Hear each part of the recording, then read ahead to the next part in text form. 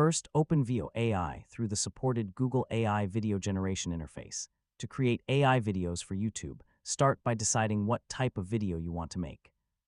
It could be a tutorial, storytelling video, product video, explainer, documentary-style video, or short cinematic project. Next, plan your video before generating the scenes.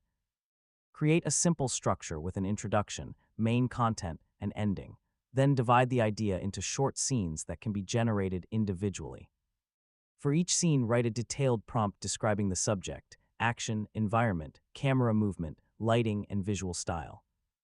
For example, you could create a cinematic technology video showing a futuristic workspace, with a creator working on a computer while the camera slowly moves around the room. Generate each scene and review the results carefully. If the same character appears throughout the video, maintain consistent appearance, clothing, and visual details. You should also keep the overall visual style consistent between scenes. After generating the clips, combine them in a video editor. Add your voiceover, background music, sound effects, captions, transitions, and other elements needed for the final YouTube video. Make sure the narration matches the visuals and that the pacing keeps viewers engaged. You should also choose the correct aspect ratio. For standard YouTube videos, a horizontal